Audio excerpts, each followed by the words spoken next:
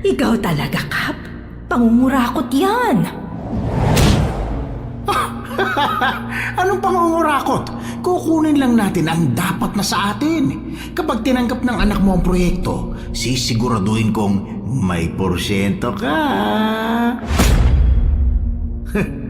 Tuso ko pa rin pala talaga, Ninong, ha? Gusto ko yan. Ako nang bahala dyan.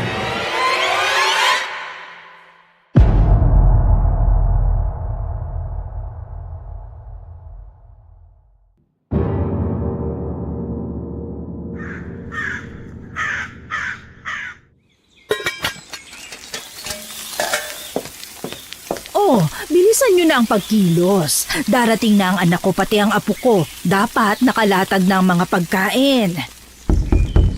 Tao po! Tao po! May kumakatok. Sino naman kaya yan? Tao po! Andrea, nandyan ka ba?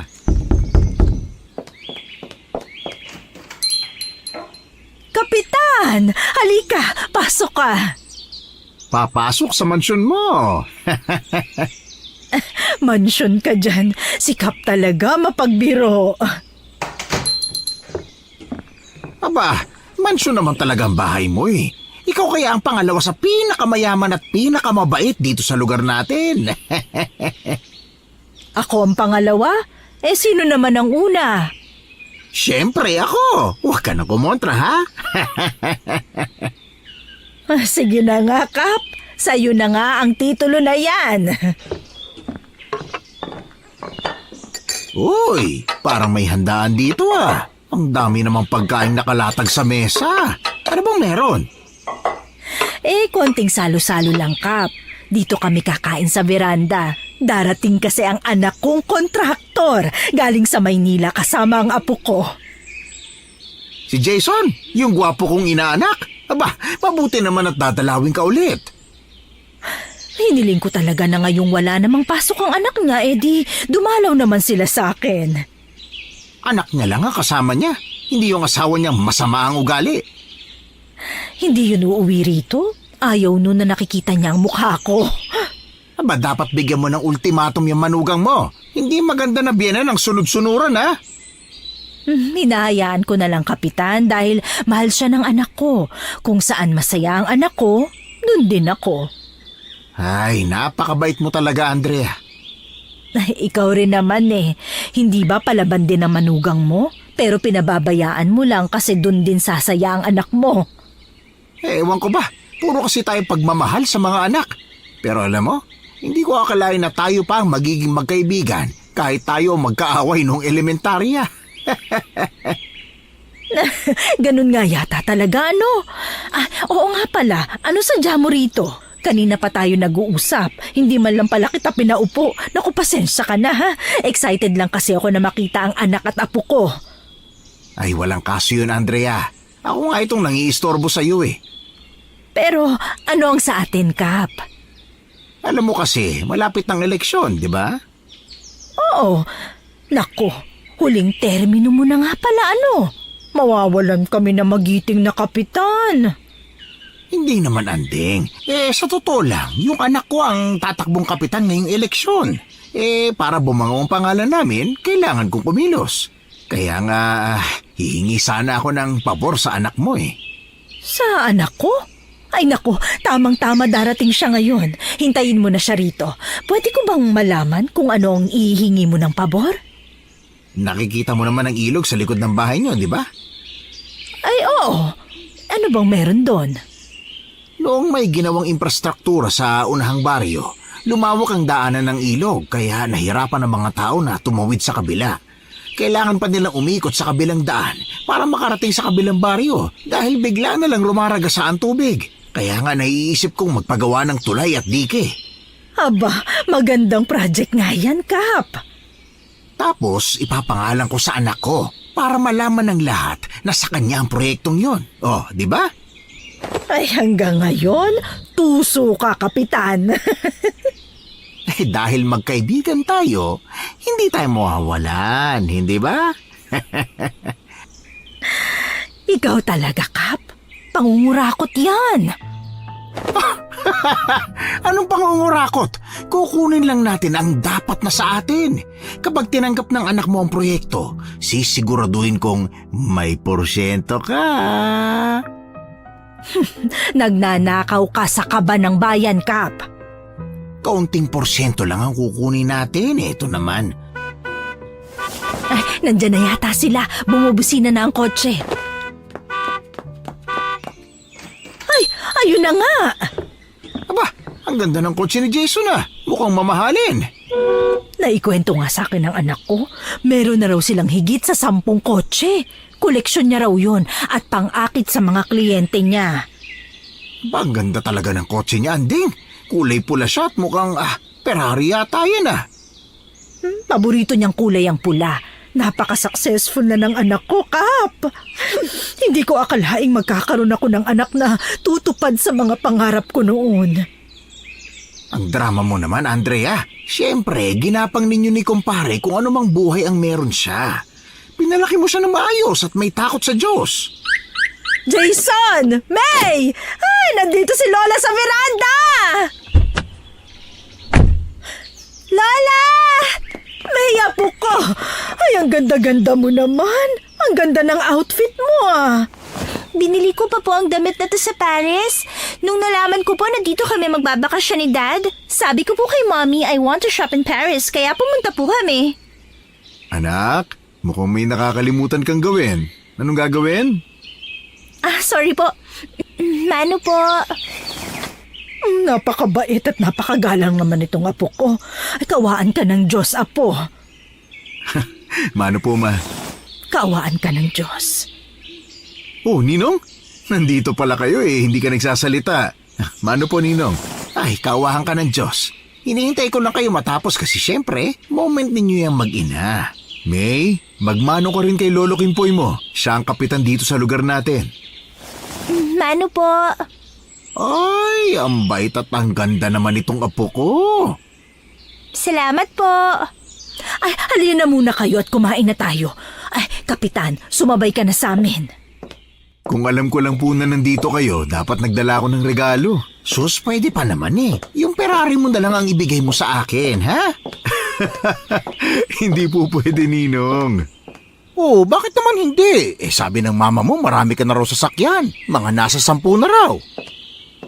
Ba naman, bakit mo sinabi? Mamaya sabihin ni Ninong na ang yabang natin. Ano ka ba? Hindi naman siya ibang tao. Actually, Ninong, nasa 20 plus na ho ang kotse ko. Hindi ko lang yan pwedeng ibigay sa'yo dahil mamahaling kotse yan. Magtataka mga kabaryo natin kung bakit may ganyang kotse ka. Na kahit bigay ko, hindi sila maniniwala. Sa bagay, tama ka naman. Mapanghusga pa naman ng mga tao sa ngayon. Bibigyan na lang po kita ng ibang kotse. Tatawag po ako sa bayan at ipapahabol ko na lang, ha? Nagbibiro lang naman ako, inaanak. Pero kung tututuhanin mo, walang problema sa akin yun. Ninong, malaki po ang utang na loob ko sa inyo. Kaya maliit na halaga lang yun. Aba maraming salamat naman. Mamaya na kayo magkwentuhan dyan. Sabihin mo nga sa akin, bakit ngayon lang kayo? Dumaan pa po kasi kami sa simbahan. Alam niyo na po, kailangan natin magpasalamat. Ay, ang bait mo talaga, inaanak. Manang-mana ka sa nanay mo. Lola, may regalo po pala sa inyo si Mommy. Kukunin ko lang po sa kotse. Ay, okay lang naman kahit mamaya na, apo. O anak, huwag tumakbo. Ay, mga bata talaga. Hindi lang bibo, Ninong. Matalino rin siya. Palagi siyang nangunguna sa klase. Lola, ito na po. Ay naku, kawawa naman ng apo ko. Naku, hiningal na. Pwede naman kasing mamaya na lang. Ano ba ang laman ng box na ito? Buksan niyo na po. Ang sabi ni Mommy nung nasa Paris kami, ikaw raw ang naalala niya na makita niya yan. Kaya kahit po may pagkamahal, binili niya. Aba, mabait din naman palang manugang mo. Naaalala ka pa. Wow! Ang ganda namang handbag nito! Million po ang price niyan. Sabi po niya, ikaw talaga ang naisip niya nung nalaman niya kung saan gawa yung bag. Ay, saan daw ba gawa ito, ha? Sa balat daw po ng buhaya. Ikaw raw po ito eh. Sabi ng mami mo, para sa lola mo daw yan. Ay, lintik talagang babae yun. Ano po yan, Lola? Wala. Ay, ang sabi ko ang ganda nito. Salamat ka mo ha. Bakit nga pala hindi nyo sinama si Riva nang masabunutan kong babaeng yon? Busy po siya sa bago niyang business. Nagtayo kasi siya ng coffee shop. Ganun ba? Sige lang, kumain na muna tayo. Lalamig na ang mga ito. Hindi na masarap kainin kapag ganon, ha? Si Andrea ay may 3 anak. Ang 2 ay nakatira na sa ibang bansa. Samantalang ang bunso na si Jason ay nakatira sa Maynila. Kilala ang pamilya ni Andrea sa kanilang lugar bilang isang mabait at mapagkumbabang angkan. Sila ang takbuhan ng mga nangangailangan ng pera o kung anumang bagay. Pero sa likod ng kanilang mabait na imahe, ikinukubli nila ang masasama nilang layunin.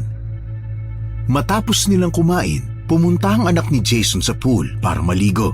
Kaya nagkaroon sila ng pag-uusap tungkol sa agenda ng kapitan. Lumipat sila sa terrace kung saan tanaw nila ang ilog.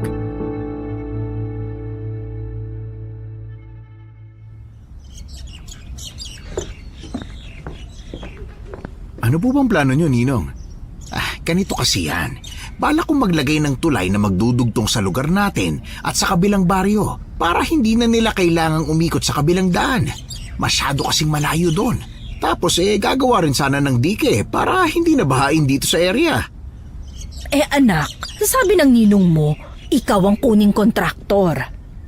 Kaso Ninong, sa mga ganyan kasi, ang alam ko sasabak pa kami sa bidding niyan. At kung sinong mananalo sa bidding, siya ang gagawa ng project. Nak, nasa kategorya ito ng emergency case. Yung riprap kasi na ginawa noon, hindi matibay kaya gumuho. At saka inabandon na ng kontraktor yun. Nag-usap na kami ni Governor. Ang sabi niya, ipakilala kita para mailabas na ang budget. Noong nakaraang taon pa yun Ang kaso, walang gustong gumawa dahil natatakot sila na pumunta sa kabilang baryo. Alam mo naman na may ginagawang kung ano sa kabilang lugar. Gumagawa sila ng dike pero hindi sakop ng baryo natin. Kaya ang takbo ng tubig ay dito sa ating bumabagsak. Samahan mo lang ako, mabilis lang yun. O sige, sasamahan po kita para makakuha tayo ng budget. At ma-show off ko na rin na kompleto ako sa gamit. Ay, oo nga pala. Dike din ang gagawin ha. Dagdag na lang ang tulay. Itataas natin dito sa area para hindi na bahain. Pabayaan na natin yung kabilang baryo. Babaan mo lang yung gawa sa kanila ha. Hanggat maaari nga wag na sanang gawa ng dike yung sa kabila Kap, hindi ba papangit ang itsura nun? Sa atin, maayos pero sa kanila hindi. Baka silang lumubog. Wow! Ngayon ka pa nag-alala Alam ko namang matagal mo nang gawain ito. Basta ganun ang plano natin ha. Hindi naman kasi kasama ang baryo nila sa budget May approval na yun sa Kongreso at sa Public Works Department. Kikita tayo ng malaki rito, Jason. Papartihan din kita, Andrea, kapag maayos ng project. Siyempre naman, Ninong. Hindi naman ako papayag na wala akong parte dyan. Titipirin natin ang mga kagamitan at saka materyales para hati tayong 3. Ha? Tuso ko pa rin pala talaga, Ninong ha. Gusto ko yan. Ako nang bahala dyan. Kasama naman ba ako sa mga plano na yan? Aba, ikaw pa ba iiwan ko? Sabay-sabay tayong aangat dito.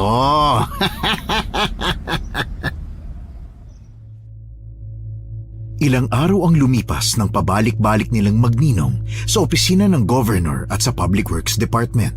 Natupad na rin ang proyekto at nagbaba na ng budget.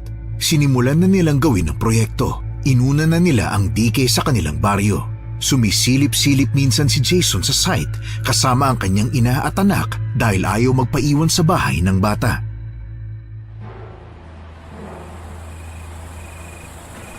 Gabi na anak, nagtatrabaho pa rin sila? Normal yan, Ma. Kahit gabi dapat sila magtrabaho para mabilis ang pagsasaayos. Malapit ng maghunyo, madadalas ng pagbaha kaya kailangan na itong matapos. Mahihinto ang gawa kapag umuulan na naman. Dad, bakit niyo po ako sinama dito? Nakakatakot naman Gusto ko lang makita mo, anak, kung anong ginagawa ni Daddy sa trabaho. Boring naman. Sumama ka lang ngayon, bibigyan kita ng pang-shopping bukas, ha? Yay! Ay naku, basta pang shopping, tuwang-tuwa ka. Saka Apo, sasamahan mo ko magbigay ng pagkain sa mga nagtatrabaho, di ba? Ayoko po, no? Ano ka ba? Huwag kang ang ganyan. Maging mabait tayo sa kapwa. Sige na, kunin mo na yung mga styro na lalagyan at ibibigay natin sa kanila. Bilis na! Bakit ba kailangan natin maging mabait sa mga kagaya nila? Anak, yung buwis nila ang dahilan kung bakit pabalik-balik ka sa Paris at sa Disneyland. Sila ang nagpapasahod kay Daddy. Tama. Sige ka, kapag hindi ka sumunod, hindi kita papayagan na mag-shopping bukas. Sige! Kainis naman. Gagawin ko na po. Batang ito talaga. Laging may kapalit. Oh, ngumiti ka. Ipakita mong masaya kang bigyan sila ng pagkain, ha? Ang hirap kayang ngumiti, Lola. Sumunod ka na lang sa utos, ha? Manang-mana ka talaga sa nanay mo. Mga sir, kumain muna kayo rito. Oy, May, tulungan mo ko mamigay. Sige na. Opo. Kumain muna kayo. Kain po muna kayo. Ito na po. Oh, nandito na pala kayong lahat. Ay, Kapitan, halika at kumain ka rin muna. Ay, salamat Ay, mukhang masarap itong niluto mo Siyempre naman, para ganahan ang mga nagtatrabaho rito. Ninong, okay naman ba rito? Ay, huwag kang mag-alala, Jason. Marami ang mga trabahador natin. May mga nagvo-volunteer pa nga para lang matapos kagad yung proyekto pwede ko ba kayong makausap saglit lang? Sige po. Sumama ka na, Andeng. Bakit kasama pa ako? Ay, sige na. Lalayo lang kami saglit. Sumunod ka na, ha? Apo, dito ka lang muna, ha? Dumikit ka lang sa mga kasambahay natin. Huwag kang aalis dito o lalayo, ha? Opo. Ay, ano ba naman tong dalawang ito? Kailangan kasama pa ako sa pag-uusap nila. Aba, mga nagtatawanan pa. Malapitan ko nga. Oy, ano bang pinag-uusapan nyo, ha? Wala naman. Iniisip lang namin kung saang bansa kami pupunta. Nakakubra na kayo, no? Uy, huwag ka maingay, ma. Baka marinig pa tayo. Tulad nga ng nasabi ko, mayroong mga nagvo-volunteer na magtrabaho sa proyekto natin na hindi pa nagpapabayad. Para lang daw matapos na dahil natatakot sila sa susunod na mangyayari kapag bumagyo na naman. Di ilalagay ko sila sa budget natin, pero yung sweldo nila, paghahatian natin. Ay, loko talaga kayo. Paano kung manghingi yan ng sweldo? Nag-volunteer nga sila Tsaka yung mga yan, naku, bigyan mo lang yan ng pagkain, di hindi na sila magrereklamo. Sa umaga lang sila magtatrabaho kaya walang problema dahil sa gabi naman kikilos ng mga nakakontrata nating trabahador. Tiyak na matatapos kagad yung proyekto, ma. Kasi magkabilang baryo may gumagawa para sa dike. Susunod na kagad yung tulay. Tama. Teka lang, Ninong, ha? Sigurado ka bang nagsabi ka sa mga taga roon sa kabilang baryo? May nagkwento kasi sa akin na trabahador na parang sinaway sila kahapon. Sinaway? Bakit naman? Nakipag-usap na ako sa namumuno sa kanila. Hindi naman siya tumutol. Natuwa pa nga kasi magkakaroon na ng tulay. Mas mapapadali ang pagtawid sa ilog. Gagawin ang dike roon pero ikaw nang bahala, ha? Yes, ako nang bahala. Kung mapapansin mo, wala masyadong bakal dito. Kaunti lang din yung sheet pile na pinalagay ko. Ay, nakakatakot ang itsura ng baryo na ito. Halos wala silang ilaw. Tanging mapupulang ilaw lang ang nakikita ko sa dilim. Ano kaya yung mga yun? Ha? Hindi ko rin alam Ay, tapusin na nga natin to. Ha? Si May yun na! Anak! Nasaan na si May? Wala na siya sa pwesto na pinag-iwanan ko sa kanya. Ay nako, May! Apo! Ay, sus ko, saan ba nagpunta ang batang yon? May! Daddy, tulong po! May, nasaan ka na? Sabi ng mga trabahador, nandun daw sa baba si May sa bandang ilog. Tara, puntahan natin. Paano siya napunta ron? Di ba may mga harang na bakod doon? May! Daddy, nandito po ako! May! Ay naku, Diyos ko, bakit ka nakaupo dyan sa lupa? Aba, bakit nga ba, iha? Pababa na kami dyan. Ay, Diyos ko, ang hirap bumaba. Puro bato at may mga hukay na ang ibang area dito. Ay, paano siya napunta rito? May, ba't nandito ka? Paano ka napunta rito? Ay, Apo, ano ba nangyari sa iyong bata ka? May pumilang bata kanina. Nung binigyan ko, niyaya niya akong sumama sa kanya at may papakita raw siya kaya sinundan ko siya. Tapos may hawak siyang hugis itlog na creature. Gusto niyang ipahawak sa akin kaya pinalapit niya ako sa kanya. Paghakbang ko po, nahulog ako. Hindi ko na po nakita na malalim pala ang babagsakan ko kaya nalaglag ako. Tapos, nawala na yung bata. Bata?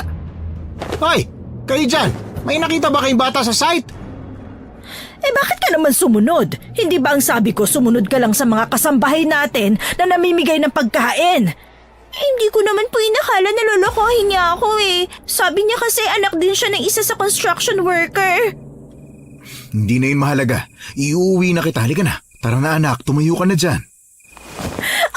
Dad! Aray! Hindi ko po kayang tumayo. Naku, May, apo, napilay ka yata. Hindi ko po magalawan pa ako. Nako po, dalhin natin siya sa ospital. Sige, ako na po magdadala sa kanya doon. Daddy, ang sakit eh. Aray! Sasama ako.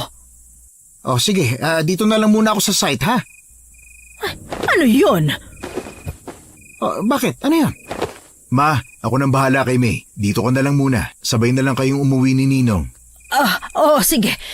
Teka, ano yun? May narinig akong sumisigaw. Tinatawag ka, Kap. O siya, mauna na kayo. Ako nang bahala rito. Ay, sasama ako. Paano nga po mo? Kaya na yun ni Jason. Isa pa, naiirita lang ako kapag nakikita ang kaartehan niya tapos kamukha pa ng ina. Ay, andeng, ang dami mo nang sinabi. O siya, halika na nga, puntahan na nga natin yung sinasabi mong may sumisigaw.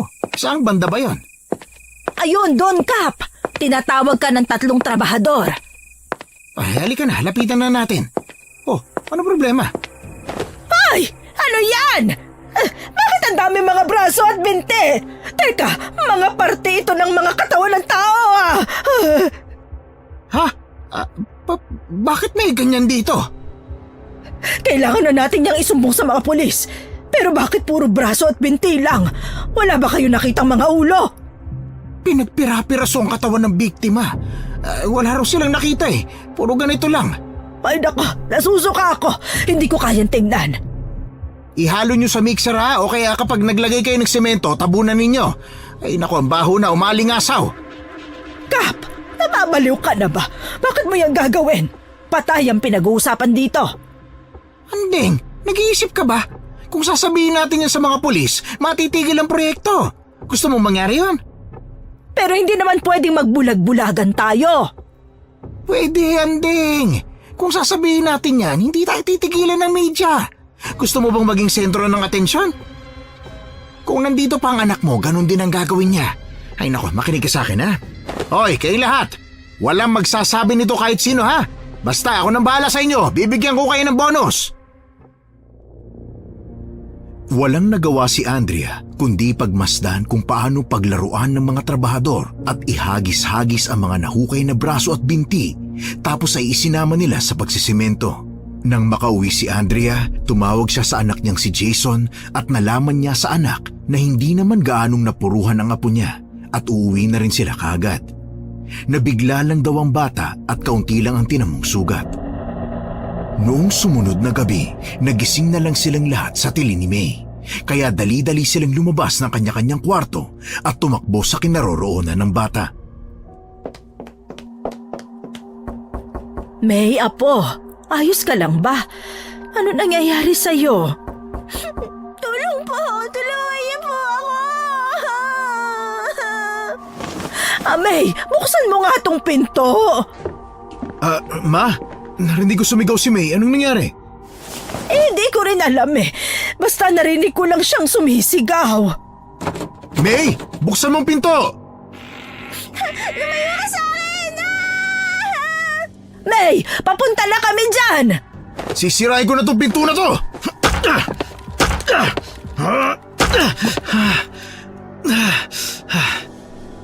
Sipain mo pa anak, bilisan mo! Ginagawa ko na po lahat ng kaya ko. Baka kung ano na nangyayari kay May. Kumalma ka lang, ma. Natataranta po ako sa inyo eh. Paano ako kakalma? Baka kung napano na ang anak mo. Narinig mo ba yun? Parang may nabasag. Hindi kaya nalaglag sa bintana si May? Iyan, nabuksan ko na po, Ma. May? May? May! Bakit ang usok dito? Buksan mo nga ang ilaw, Jason! Kanina ko pa po pinipindot pero walang nangyayari. Kapain mo dyan sa gilid sa may kaliwa mo. May drawer dyan. May tinabi akong flashlight dyan. May! Nasaan ka, May? Huwag po kayong maingay. Hindi niya daw po gustong maingay. Nagagalit po siya. Nakuha ko na yung flashlight, Ma. Tatanglawan ko lang ang paligid, ha. Teka, bakit parang maitim ang usok? Kay puti man yan o itim, wala akong pakialam. Hanapin mo si May! May, nasan ka? Lola! Daddy! May, nasan ka ba? Hindi siya mahagip ng liwanag ng flashlight. Ay, nakapala ka! Ay! Oh, bakit, Ma? May humila ng bestida ko! Aray, Ano nangyari sa'yo? parang may kumagat na insekto sa leeg ko, eh. Ang sakit, ha? Ilawan mo nga ulit sa may bintana. Parang may naaaninag ako nakaupo sa banda ron. Ma, parang hindi naman si May yan, eh. Hoy, sino ka? Paano ka nakapasok sa bahay namin? Ay, sino siya? Bakit kaya nakalahad ang mga kamay niya? Nakita mo yun, Ma? Parang may biglang lumitaw na kung ano sa kamay niya. Parang hugis itlog. Nagliliwanag yung itlog. Nakakasilaw ng liwanag. Hoy, bata! Nasaan si May? Bakit ikaw ang nandito? Hindi sumagot ang bata. Sa halip ay sumigaw ito ng ubod ng lakas. Ang bunganga nito ay tila balon sa lalim. Ang mga ilaw sa kwarto ay nagpatay-sindi at ang itlog na hawak nito ay tila nagkaroon ng buhay. Matinis itong tumawa at napalibutan ng itim na usok. Pagkatapos nun ay lumabas si May mula sa kabinet. Nakapikit ito at papalapit na doon sa bata. Tumakbo si Andrea para yakapin ang apo, ngunit inatake siya ng nilalang na hugis itlog. Kinagat siya sa leeg tapos ay lumipat ito kay Jason. Nagpalipat-lipat ito sa kanilang mag-ina. Natigil lang ang pag-atake nun nang sumigaw si May. Maya-maya ay bumalik na sa normal ang kwarto at nanatiling bukas ang ilaw. Anong klaseng nilalang yun? May? Apo, ayos ka lang? Wala na yung bata. Nako, May! May anak! Daddy! Nanaginip po ako ng masama. May little monster daw na umatake sa atin. Yung monster na nakita ko sa ilog. Shh! Huwag ka na umiyak, anak, ha? Nandito na kami. Ay, apo ko, kawawa ka naman. Halika nga rito. Lola! Nabasag ang salamin ng bintana. Ibig sabihin may pumasok talaga sa kwartong ito. Pero bakit bigla na lang siyang nawala? Anong nilalang yun? Saka, ang alam ko, kinagat ako sa leeg pero wala naman akong naramdamang kirot. Ilusyon lang ba yun? Ayoko na po ditong matulog. Shh! Huwag ka mag-alala, apo. Maluwag ang kwarto ko. Doon ka na lang, ha? Batid nilang mag-ina na hindi lang yun panaginip. Pero minabuti nilang isipin ni May na panaginip lang ang lahat. Inutos nila sa mga kasambahay na palagi mag-inspeksyon ng buong bahay. Matapos ang 2 buwang bakasyon sa probinsya, ay bumalik sina Jason at May sa Maynila. Kalahating taon ang inabot para matapos ang dike, kaya umuwi lang sila sa probinsya nang matapos na ito. Binisita ni Jason ang site nang sinisimulan ng gawin ang tulay. Kasama si Kapitan Kimpoy ay pumunta sila sa kabilang baryo upang kausapin ang mga taga roon. Ma, bakit ka pa ba sumama? Pwede ka naman magstay sa bahay na lang, eh. Gusto kong sumama. May dala rin ako mga pagkain. Ito nga ang isa nating kasambahay. Sinama ko na para may katulong ako magbigay ng mga pagkain, eh. May kasama ba ron si May? Meron namang naiwan doon ng mga kasambahay. Huwag kang mag-alala sa anak mo. Eh, teka, nasaan na ba yung ninong mo? Nandyan lang po yun. Anak, Yes, ma. alam mo ba ang mga nangyari sa site nung dinala mo si May sa ospital noon? Yung ano po? Nakakita sila ng mga parte ng katawan ng tao. Tao talaga! Ma, huwag na kayong magtaka. Ang lugar na gaya nito may posibilidad na maging tapunan ng mga bangkay. Wala kayong ginawa? Tama lang ang ginawa ni Ninong. Mabuti pang ibaon na lang yun sa limot. Pero hindi ba tayo makukwestiyon yan kung sakali? Nakasaradong bibig ng mga tao rito. Nabigyan na namin sila ng pera, Ma. Pera lang ang katapat ng lahat ng yan. Sus, para naman hindi mo alam ang kalakaran eh. Masama lang kasi ang katub ko. Kasi bakit magkakaroon ng ganoong bangkay? Matatanggap ng isip ko kung buto yon, pero may laman pa eh. Jason! Andeng! Ninong! Kasama ko na si Melvin. Siya yung tumatayong namumuno dito sa baryo nila. Kumusta kayo? Hello po. Melvin, siya pala yung kontraktor naming si Jason. At siya naman ang mama niya, si Andrea o Andeng. Magandang gabi ho. Magandang gabi rin ho. Magandang gabi, sir. Pasensya ka na kung ganitong gabi na kami gumagawa sa area ninyo, ha? Binibilisan na kasi namin yung pagpapagawa para kapag dumating yung ulan, hindi na kayo babahain. Jason, tutulong kami sa proyekto. Sabihin nyo lang kami kung anong pwede naming may tulong, ha? Ninong? Oo, sige. Babalitaan ka na lang namin, Melvin, ha? Sa ngayon, kailangan sana namin ng pahintulot na gumawa na dito. Ipagpatuloy nyo na lang ang ginagawa. Wala namang problema sa amin. Ay, maraming salamat, Melvin, ha?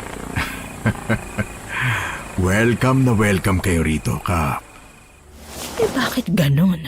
Kinilabutan ako nang sabihin niya yon. Parang may gagawin siyang hindi tama. Salamat, sir. O siya, mauna na ako sa inyo, ha? Sige. Pasensya sa istorbo, Melvin, ha? Nako, walang problema, Kap. Nagpapasalamat nga kami sa proyekto mo eh. Sa wakas, hindi na tayo mahihirapan kapag pupunta sa kabilang baryo. Ligtas na rin pala sa mga tao, lalo na yung mga pumupuntang estudyante at guro sa eskwelahan. O paano ha? Mauna na ako sa inyo. Ay, Melvin, sandali lang. Ipapakita ko muna sa iyo yung progreso ng ginagawa namin bago ka umuwi, ha? Jason, hintayin mo ko dito, ha? Saglit lang, ipapakita ko lang sa kanya yung plano natin, ha? Walang problema, Ninong. Ay nako, si Ninong nagpapabida na naman, oh. Parang gusto niya yatang ipamukha na siyang pinakamagaling na kapitan eh. Nagtaka ka pa sa ninong mo. Wala namang bago dyan eh. Ay, kaunti na lang. Matatapos na din. Anak, baka naman pwede mong dagdagan ng parte ko. Gusto ko kasing pumunta sa Boracay eh. Yung mga amiga ko nakaplano na sila. Kaya sasama ako. Walang problema, Ma. Basta ikaw. Ay nako, yes! Maraming salamat, anak. Ang swerte-swerte ko talaga sa'yo. Pero teka, alam ba ng kapitan na yon ang tungkol sa mga binti at braso na nakita sa lugar nila? Si Ninong na pong bahala roon. Jason, anak. Yes, Ma. Bakit po? Hindi mo ba nararamdaman ang nararamdaman ko? Yung Ma. Ang nararamdaman ko lang kikita tayo ng milyon. Hindi yan. Parang may kanina pa nakatingin sa atin. Kinikilabutan ako eh. Nakatingin? Wala naman po akong makita. Ay, mabuti pa uuwi na lang ako. Hindi ko kaya magtagal dito. Sandali na lang, Ma. Sabay na po tayo. Hintayin na lang natin si Ninong na makabalik. Sabay-sabay na tayong umuwi. Wala siyang dalang sasakyan eh. Matagal pa ba yun? Gabi na eh. Dapat hindi na tayo dumadayo pa sa baryo ng iba. Ayos! Malapit na tayo matapos. Nako, pasensya na at pinaghintay ko kayo, ha? Ay, konting-konti lang yun, Ninong. Inaanak, pagkatapos gawin ng tulay, tsaka na natin pag-usapan, ha? Walang kaso, Ninong. Nako, nangangati ng kamay ko. Ano, yung sa inyo rin ba? May naririnig ba kayo? Parang may sumisigaw ng tulong at meron din akong naririnig na tila tunog ng kutsilyong hinahampas. Ha? Sumisigaw tapos hinahampas na kutsilyo? Oo nga, Ninong. Meron nga akong naririnig. May babaeng tumatakbo papalapit dito. Teka, parang may sumusunod sa kanya malaking tao. Ma, dumito kayo sa likod ko. Hahampasin ko ng paling humahabol kapag lumapit dito. Ay, anak ng teteng! Nagsitakbuhan na yung mga magagawa!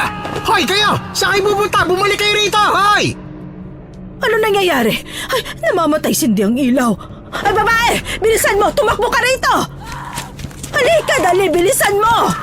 Ay, namatay na ng tuluyan ng mga ilaw. Nako, nasa na ba yung helmet kong may ilaw?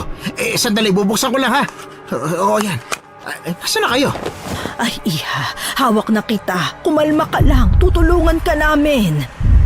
O ikaw na dambuhala ka! Umalis ka rito! Lumayas ka! Teka, hindi yan normal na tao. Sobrang laki naman yan. Mukha siyang aswang. Anak, mag-iingat ka, ha? Ay, naku! Tumakbo na tayo! May malaki siyang kutsilyo na pangkatay! Hindi tumalab yung bala na ginamit ko sa kanya! Nakita ni Andrea nang umisi ang malaking nilalang na maitim ang balat at mabalahibo bago nito inangat ang itak nito. Nagtakbuhan sila palayo sa nilalang. Habang hinahabol sila ay panay ang pagtampol nito sa sangkalan na nakasabit sa bandang tiyan nito gamit ang butcher knife at parang nasasabik itong manghiwa ng karne. Sa una ay mabagal lang ang pagpapatunog nito, ngunit bumilis yun ng bumilis habang hinahabol sila. Natigil lang yun sa paghahabol nang may lumapit sa kanilang babae. May hawak itong isang supot ng asin. Dumakot siya ng asin at inihagi sa nilalang kaya mabilis itong tumakbo palayo. Ay, maraming salamat sa tulong ninyo. Ang galing mo naman. Paano mo nagawa yon? Teka, saan ka nang galing? Hindi na yun mahalaga. Umalis na kayo rito. Hindi dapat kayo pumupunta rito ng gabi. Delikado rito, hakutin na ninyo ang mga gamit at umalis na. Ay naku, maraming salamat talaga. Pwede bang malaman ang pangalan mo? Ako si Emilia. Hindi kayo welcome dito. Umuwi na kayong lahat. Iha, ano ba yung nakita namin? Isa ba yung... Isa yung aswang. Ay, aswang? May aswang sa baryo na ito? Nako po, umalis na tayo rito at baka tayo pang lapain ng mga aswang na yan. Huwag na huwag niyong lolokohin ng mga aswang. Kaya nila kayong balikan. Anong ibig mong sabihin? Alam niyong ibig kong sabihin. Yang tulay, malaking kalokohan yan. Binibigyan niyo lang sila ng dahilan para lalong makapambiktima. Binabantayan nila ang mga kilos niyo. Teka, saan ka na pupunta? Hoy! Saan ka pupunta, Emilia? Ang weirdo naman ng babaeng yun. Bigla na lang umalis. Umuwi na agad sila matapos sa mga pangyayaring yun. Pinauwi na rin nila ang babaeng tinulungan nila. Sinabihan ni Jason ang mga manggagawa na bukas na ipagpatuloy ang paggawa. Kinabukasan ay halos kaunti na lang ang pumasok dahil sa takot. Kinailangan ni Jason na mag-hire ulit ng mga tao at medyo tinaasan nila ang sahod para matapos na ang proyekto. Lumipas ang ilang linggo, mabilis na natapos ang tulay. Tuwang-tuwa ang mga tao. Pagkatapos kumubra, hinati nila sa 3 ang kanilang pera. Namili sila ng mamahaling gamit, laruan na gusto ni May at nakapagburakay pa sila. Ilang araw ang lumipas, dumating ang isang sakuna. Pagpasok ng panibagong buwan ay umulan ng malakas dahil sa masamang panahon. Jason, maghanda ka na at baka bumaha. Kapag ganitong baha, inaabot ang unang palapag ng bahay natin eh. Ma, hindi ba katatapos lang nung diki sa atin? Hindi tayo babahain. Ay, oo nga pala. Nakalimutan ko. Tuwan-tuwa nga pala ang mga tao na mabilis na ipagawa ang harang sa ilog, maging ang tulay. Hindi ka na babahain dito. May bonus ka pang, pera, ha? Mabuti na lang at mabilis na tapos ang pagpapagawa niya na no. Narinig ko sa balita at saka sa radyo, bagyo raw itong pumasok sa lugar natin. Ay, huwag kang kabahan, Ma. Maayos naman po ang bahay niyo rito eh. At dahil sa pinapagawa nating project, di napasimento na rin natin yung likod ng bahay mo. Salamat sa pondo ng gobyerno. Alam mo, napakaswerte ko sa iyo, anak. Madiskarte ka talaga. Hindi ka katulad ng ibang mga kapatid mo at yumao mong ama na nakukontento lang sa kakaunting barya sa pagkatrabaho. Ay, Ma, maswerte rin ako sa iyo, no? Pinalaki mo akong mabait na tao na may malasakit sa mga tao. Tingnan mo kung gaano kagandang ginawa naming dike. Tingnan mo, silipin natin sa may teres. Ang galing talaga ng gawa ng anak. Jason! Oh, bakit, Ma?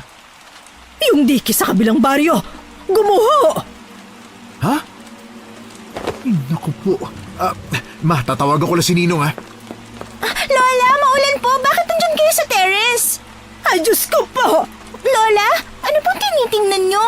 May, bumigay ang harang sa ilog at ang mga tao tumatawid na papunta rito. Tanging diki na lang sa baryo natin ang natira. Lola, unti-unting bumabagsak ang tulay. Ay naku, Diyos ko po! Yung mga tumatawid na nasa bandang gitna, tinangay na sila na rumaragas ang tubig! Ay! Dad! Dad, yung mga tao! Yung mga tao, mamamatay sila! Maya po, pumasok ka na sa loob! Dali, bilis! Jason! Jason! Yes, ma, ano yun?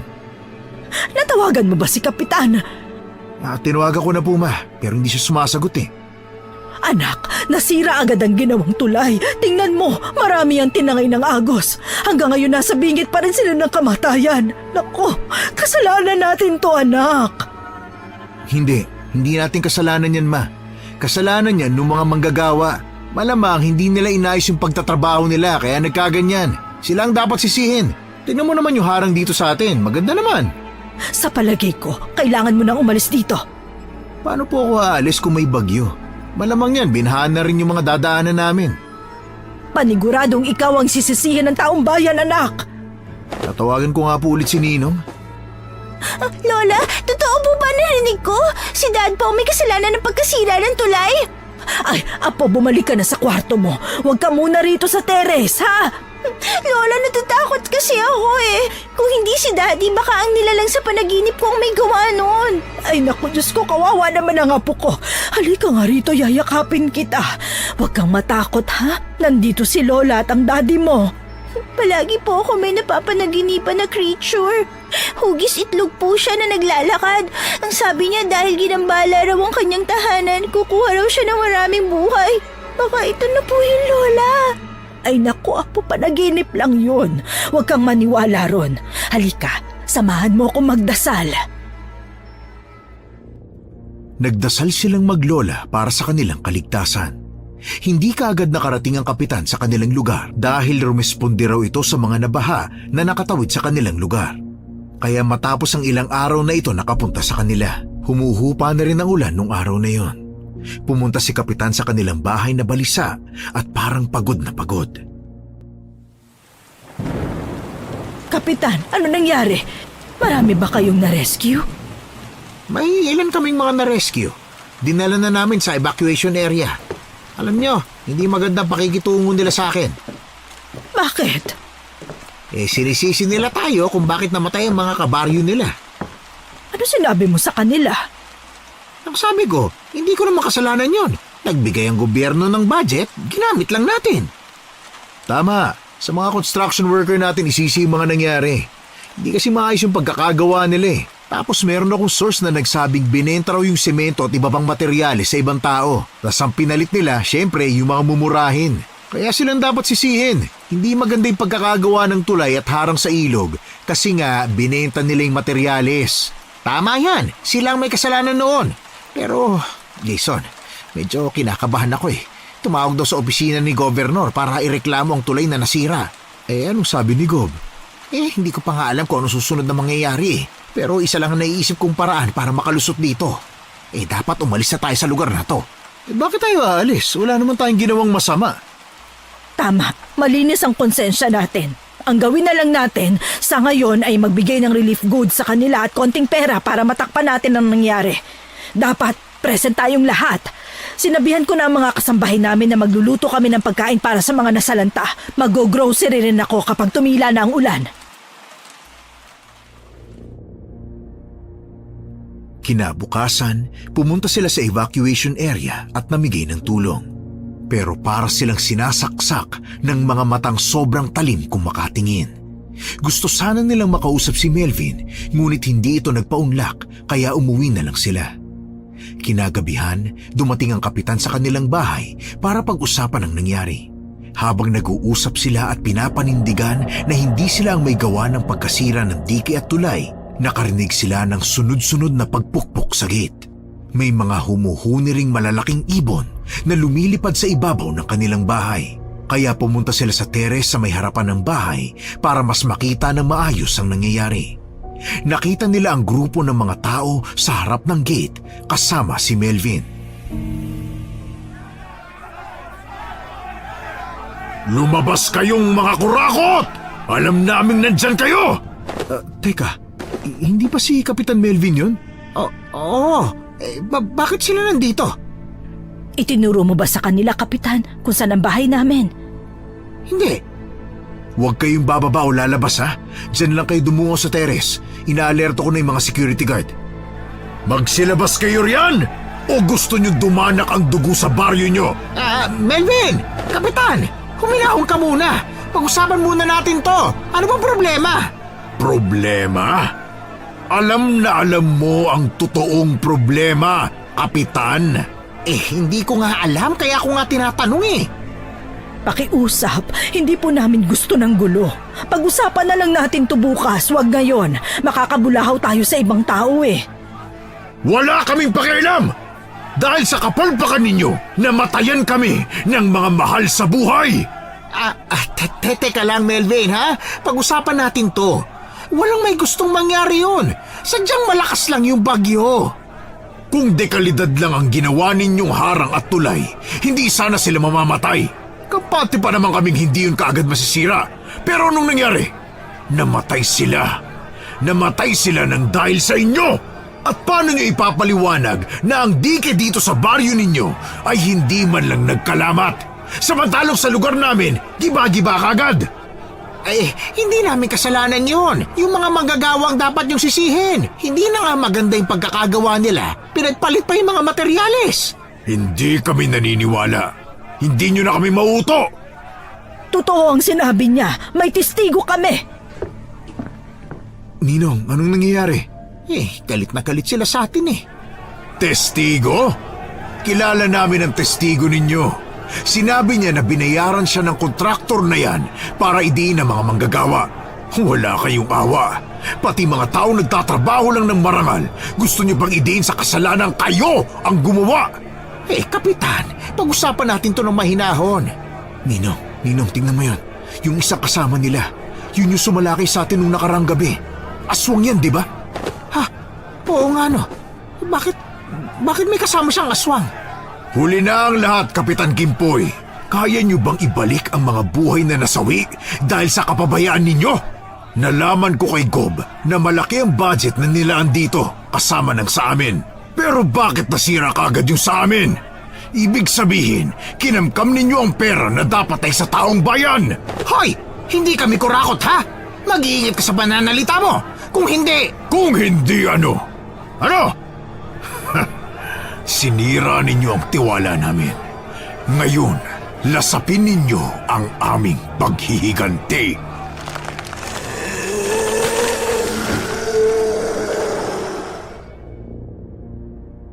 Nanigas sila sa kanilang pinagkakatayuan dahil nakita nila na mula sa normal na tao ay unti-unting naging mabalahibo, nagkaroon ng mahahabang pangil at mapupulang mga mata ang mga taong nagwawala sa labas ng kanilang bahay. Ang iba ay nag-anyong ibon, ang iba ay nag-anyong baboy ramo. Samantalang ang iba ay nagsaaswang na may dalang mga kutsilyo at sangkalan. Napatulala sila dahil sa pagkabigla. Natauhan lang sila ng may malaking ibon na sumugod. Nagtakbuhan sila papasok ng bahay at isinara ang mga pinto at mga bintana. Mga aswang sila! Anak, isara mo ang pinto! Lola, ang creepy nila! Natatakot po ako! Ninong, tulong! Tulungan niyo ako magsara ng pinto! Sobrang lakas nitong ibon eh! Tinutulak na pa rin! Hindi ko malak! Oo, sige! Nandiyan na ako! Ayan! Dali, ilak mo na! Ay, sus ko po! Ay, salamat. Ay, naku! Yung mga pinto! Baka makapasok sila! Kailangan natin ng panlaban sa kanila. Asin! Tama, asin! Kinakalampag na nila pati yung bubungan! Bumaba na tayo! Bilis, baba na! Oo! May, halika na, bilisan mo! Bilis, bilis, takbo! Ay, mag-ingat kayo sa pagbaba! Lola, bilisan mo na! Sandali lang. Ay, matanda na ako eh. Nahihirapan na akong tumakbo. Ay, naku! May kumalabog! Sa tingin ko nabasag na nila yung pinto sa teres. Naku! Narinig ko na yung pag-aangil nila! Nasa loob na sila ng bahay! May, halika. Pumunta tayo sa kusina. natin dyan, Lola. Eh di kakain tayo habang inaaswang. Gusto mo ba yon? Ay nako, huwag ka na nga maraming tanong. Kukuha tayo ng pangontra sa mga aswang na yan. Kukunin ko lang yung baril ko sa basement. Sasama ako. Lola, galit na sila sa atin. Ay ewan ko ba kung bakit sila nagagalit. Eh napaayos naman na ang tulay. Kumuha ka ng asin. Kukuha lang ako ng mga bawang. Asin? Hindi ko po makita ang asin, Lola. Basta, nandyan lang yon. Wala po talaga ako makita eh. Paminta lang po ito. Ay nako! Lola, sunod-sunod po ang kalabog nila sa may pintuan at bintana. Umalis kayo rito! Hindi kami natatakot sa inyo! Ay, pero sa totoo lang nangangatog na talaga ako. Nanay, mukhang masarap gawing ulam yang apo ninyo ha? Lola, nakasilip po siya sa may bintana. Lumayo ka sa bintana, May! Tigilan niyo nga ang apo ko! Hindi mo siya makukuha sa akin! Hindi lang kayo ang nagpakasarap sa perang nakulimbat ninyo. Mukhang pati ang batang yan ay nakinabang sa pondo na para sana sa matibay na tulay. Anong mga nabili mo, Iha? Ha? Mamahaling bag? Sapatos? Damit? Laruan? Hindi mo ba alam na para sana yun sa taong bayan? Ha? Tumigil na kayo! Hindi niyo kami mapapatay! Lola! Ang sakit sa tenga ng mga kaluskos na ginagawa niya. Nakuha mo ba ang asin? Hindi ko nga po makita eh. Ayan, nasa harapan mo lang! Kunin mo! Bibig kasi ang pinahahanap eh! Kung ahas yan, natuklaw ka na! Si Lola naman ngayon pala Nermon. Kunin mo tapos tumakbo ka rito! Babatuhin ko siya ng bawang kung sakali! Saka, ano ba yung hawak mo, ha? Lagayan po ng paminta. Bakit Ay nako, mga bata nga naman, Diyos ko! Ito lang po nakita ko kanina eh. Humanda kayo sa akin. Sa oras na masira akong bintana at pintuan na to, kakainin ko kayo. Ay, apo mo na lang pala. Kasi ikaw mukhang makunat na. Bastos kang aswang ka! Hoy, may asim pa ako! Malakas itong manlait, akala mo ang gwapo! Oh? Maasim ka dahil amoy suka ka na, tanda! Padali ka! Kunin mo ang garapon ng asin. Susubukan ko siyang asarin para hindi niya mapansin. Yumuko ka lang ng kaunti habang papunta sa counter, ha? Tigilan niyo na kami! Disaster ang nangyari. Pare-pareho nating hindi kasalanan yon. Pakiusap! Tigilan niyo na kami! Huwag mo nang bilugin ang utak ko, tanda. Alam mo sa sarili mo na may kasalanan siya. Sa tingin ko ay may party ka rin doon. Tama ba ako? Hindi ko alam ang sinasabi mo. Ito na, nakuha ko na. Nasira niya ang bintana, Lola. Kumusta aking pagkain? Hindi ka na makakaalis. Hawak ko na ang kamay mo. Ang pangit! Bitiwan mo ako!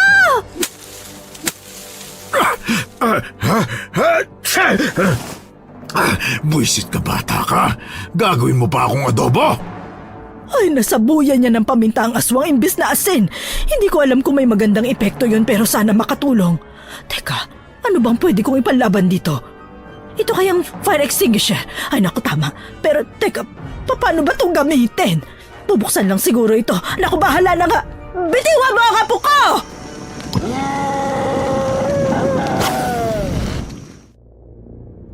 Inubos ni Andrea ang laman ng fire extinguisher sa pagmumuka ng aswang. Napuno ang kusina nila ng maraming usok. Maging ang ibang aswang ay nagsipag-atrasan sa kanyang ginawa. Sinubukan niyang hilahin ang apo, ngunit kahit anong gawin niya ay hindi bumibitiw si Melvin. Sinubukan niyang ibato ang walang lamang extinguisher pero hindi pa rin nito binitawan si May. Si May naman ay hindi rin binibitawan ang garapon ng asin kahit bumabaon na ang mga kuko ng aswang sa kanyang braso. Nabitiwan lang ng aswang si May dahil binaril ito ni Jason pagkarating niya. Dalawa sila ng kapitan na may hawak ng mahahaba at matataas na kalibre ng baril na ipinaputok nila sa mga halimaw. Bumagsak sa sahig ang bata. Hinatak ni Andrea ang apo para makatakbo sila palayo dahil marami pang gustong pumasok na aswang sa loob ng bahay nila. Lola! May sugat po ako sa braso! Naku po, hugasan natin yan. Halika rito. May anak? Mga buwisit kayo. Sinaktan niyo ang anak ko. Humanda kayo sa akin. Hoy, kontraktor. Ikaw ang unang nanakit sa pamilya namin. Teka, saan nanggagaling yung boses ni Melvin? Hindi ninyo ako mahuhuli ng... Ay, nandun siya sa kaliwa, Jason! Ay, ano pa naman kasi ginamit pa tong fire extinguisher eh. Ang hirap tuloy makakita. Patay ka ngayon sa akin. Patay kayong lahat. Tingnan nyo kung hindi kayo mamatay kapag binaril ko kayo sa ulo. Ha? Teka, nagsialisa na sila, Jason. Ha?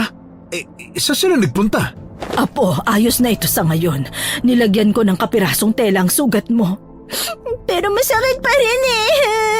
Mamaya mo na yan intindihin. Ang mahalaga, mapalibutan natin ng asin ang paligid ng bahay. Tulungan mo ako, ha? Maraming salamat sa iyo at hindi mo ako binitiwan. Napakatapang mo, Apo. Ayoko po, Lola. Natatakot na ako. Hindi na ako tutulong. Pakiramdam ko mababali na ang kamay ko eh. Ayoko na! May, gumising ka nga! Kulang pa ba ang sampal ko para gumising ka? Ulitin ko! Hindi na po, Lola. Hindi na po. Gising na po ako. Nasa bingi tayo ng kamatayan, mag-iinarte ka pa. Kukulang ng aswang ang tumama sa'yo. Bilisan mo na, kumuha ka ng asin at isaboy mo sa paligid. Kung ayaw mo maging pagkain ng mga aswang na yan, kaya kumilos ka na. Oo po. Nagsasaboy na po. Maglalagay ako ng mga bawang sa paligid. Nako, sa second floor, Jason! May mga nakapasok na! Patay sa akin yung mga aswang na yan. Pabarilin ko yung mga yan. Tara, Ninong, umakit na tayo. Mag-iingat kayo. Dad, sasama po ako sa inyo. Hayaan mo na sila, Apo. Mas mahihirapan sila kung kasama ka. Ang arte mo pa naman. Dito ka na lang at magsaboy ng asin sa paligid para hindi sila makapasok. Lola, nabibigyan na po ako sa mga kalampag nila sa mga pinto at bintana eh. Ano ka ba? Iyak ka lang iyak. Hindi ka maliligtas ng pag-iyak mo, May. Nasaan na ba ang telepono? Ayun! Sandali lang, May ha. Tatawag ako ng pulis. Dumikit ka lang sa akin. Kapag may nakapasok o nakasilip man lang, sabuyan mo ng asin. Opo.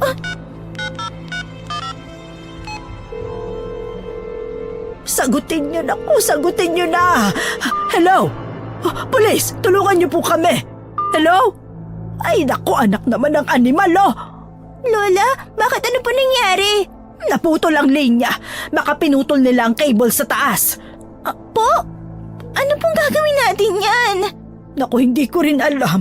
Wala na ako ibang maisip na gawin kundi ang lumaban tayo sa abot na makakaya natin. Lola, mamamatay na ba tayo? Ay, Apo, wag mong sabihin yan. At kung mamamatay man tayo, mamamatay tayong lumalaban. Lola, yung pinto! Sinira na nila ang main door! Dito ka lang sa likod ko, May.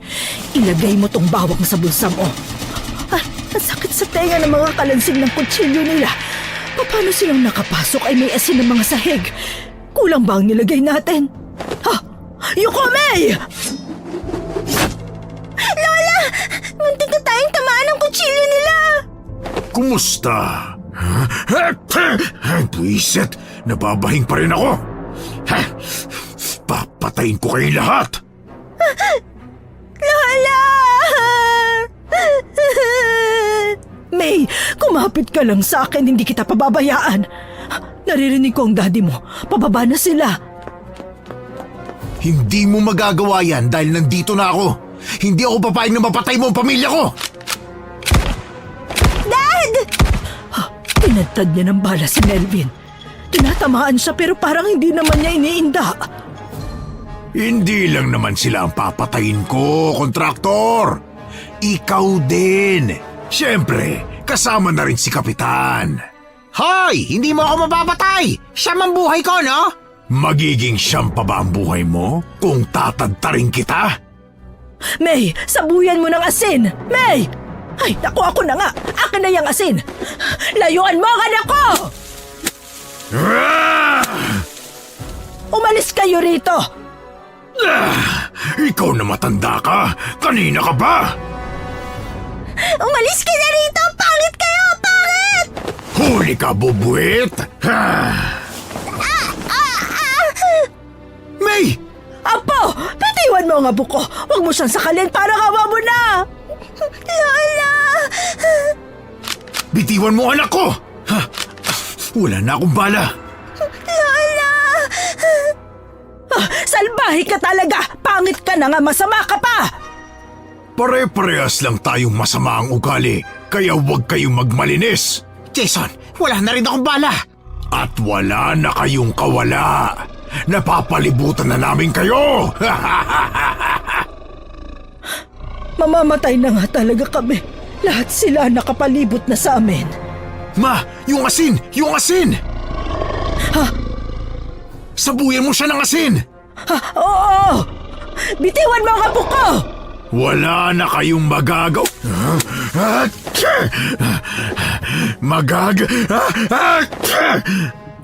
buwisit!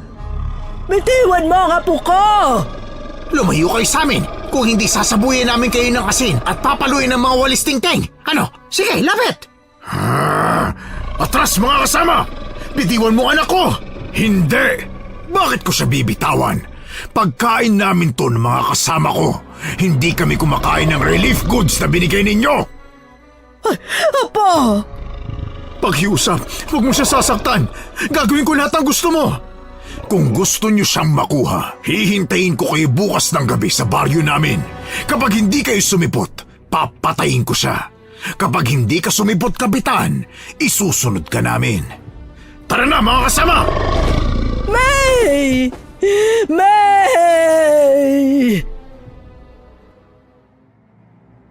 Nagsialisan na ang mga aswang, ngunit tinangay ni Melvin si May. Napahagulhol sa iyak si Andrea habang pinagmamasdan ng apo na ipinasa ni Melvin sa kasama na parabang stuffed toy lang at dinagit na ng malaking ibon.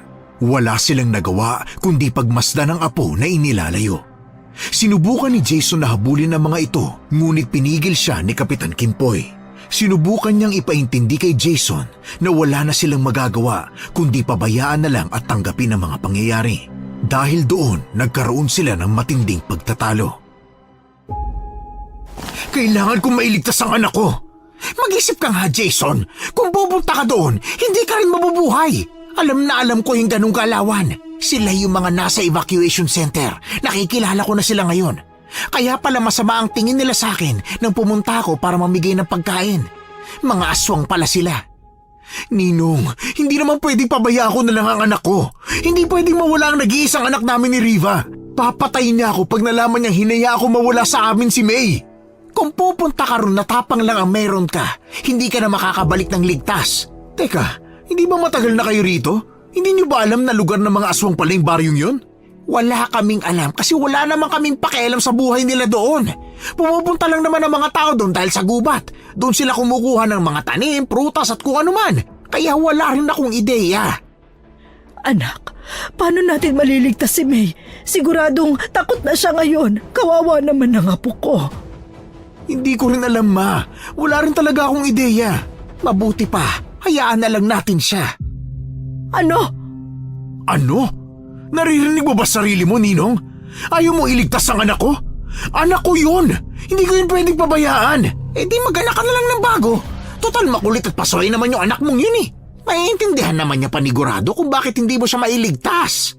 Habang may respeto pa ako sa iyong natitira, itigil mo yung bunganga mo, Ninong. Siraulo ka ba? Kahit kailan wala kang malasakit sa ibang tao. Nagsasabi lang naman ako ng totoo Siguro aswang ka rin. Aray, ano ka ba? Bakit pati ako sinasabuhin mo ng asin? Mas mabuti pa ang mga aswang. May malasakit sila sa iba, hindi kagaya mo. Asal halimaw ka. Kesa naman tayong lahat ang mamatay. Gusto mo ba yon? Tsaka sabi mo nahiinis ka sa apo mo kasi kamukha siya ng nanay niya. Bakit ngayon gustong-gusto mong iligtas? Hindi rin kita maintindihan Kahit na ganun ang apo ko, mahal ko pa rin yon. Palibhasa sa'yo walang nagmamahal. Kung ayaw mong sumama kami na lang, gagawa ko ng paraan para makuha ang apo ko. Ano ka bang matanda ka? Gusto mo ba talagang mamatay? Anong laban mo doon? Sige nga, Buti kung may kakaibang kapangyarihan yung bunganga mo at naglalabas yan ng bomba. Kaso puro dakdak lang. Kahit may asin ka bang dala, baliwala yan kung marami naman sila. Jason, hayaan mo na lang bang mamatay si May? Anak mo yon. Mahal na mahal ka nun. Tapos kaya mo pala siyang iwan sa ere. Anong klaseng ama ka? Wala akong sinabing hindi ko siya ililigtas, Ma. Nag-iisip lang ako ng paraan. Kung gulo ang gusto nila, ibibigay ko yun. Hindi ako magdadalawang isip. Pero hindi tayo pwedeng pumunta ron na wala tayong plano. Ay, bahala kayong dalawa. Basta ako, hindi ako sasama ron. Ninong, hindi mo ba narinig yung sinabi niya? Wala ka pa ring takas. Kapag hindi ka sumipot, ikaw ang isusunod.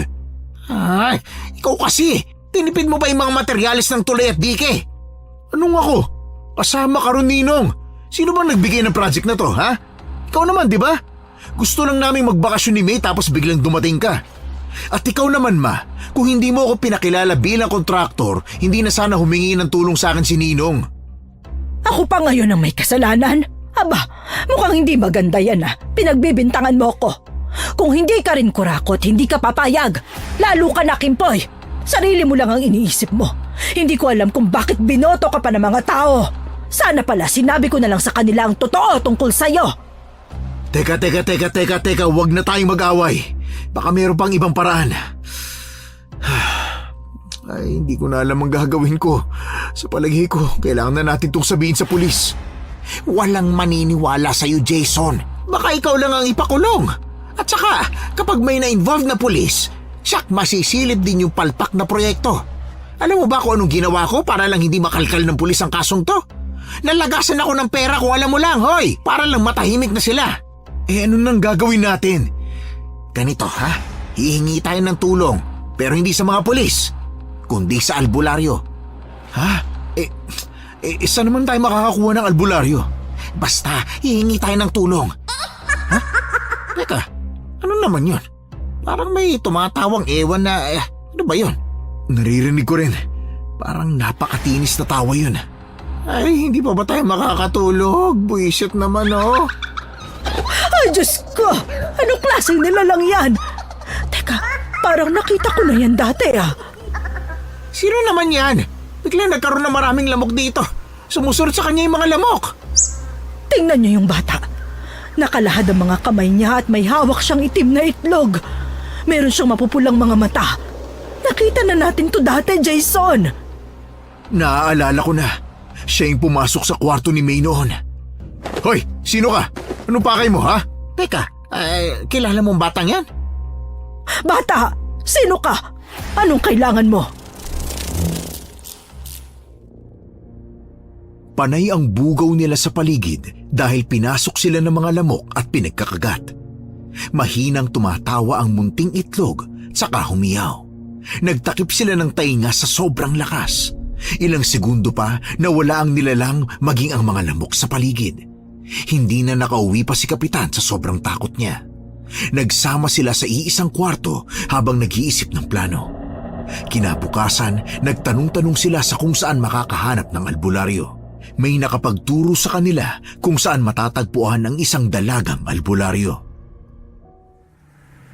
Diyan, ihinto mo dyan. Diyan sa harap ng bahay na may pahalang na yerong bakod. Ninong, sigurado po ba kayong ito ang tirahan ng albularyo na sinasabi ninyo? Yun ang sabi nila Kilala niyo ba yung nakatira dyan, Ninong? Pamalay ko. Kayo ang kapitan, hindi mo kilala yung mga nasasakupan ninyo? May panahon pa ba ako alamin kung sino-sino yung mga yan? Siyempre wala, di ba?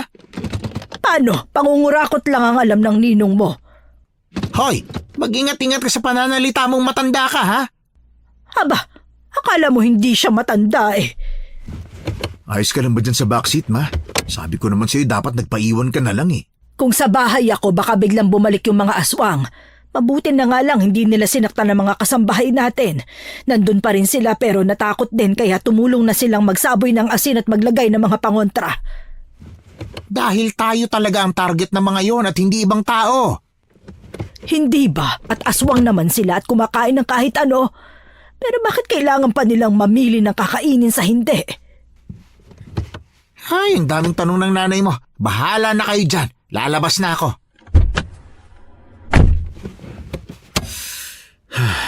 Ma, dito ka lang ha.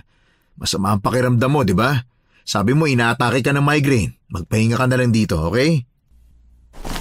Ay, oo nga! Sasama ako! Ma, huwag nang matigas ang ulo. Ayoko! Sasama ako sa kahit saan ka magpunta! Ay naku, bahala ka na nga. Hindi ka naman nagpapapigil eh. Talagang hindi! Tao po! Tao po! May tao ba?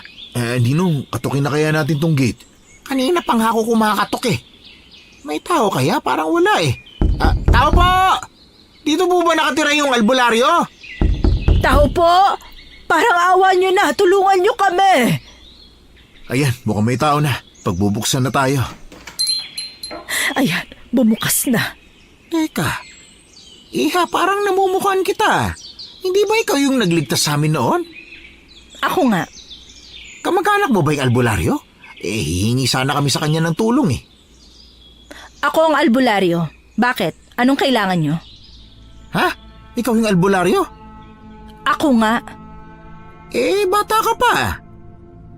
Kailangan ba kapag albularyo, matanda? Oo nga. Ikaw nga yung babaeng nagligtas sa amin. Kamusta ka na?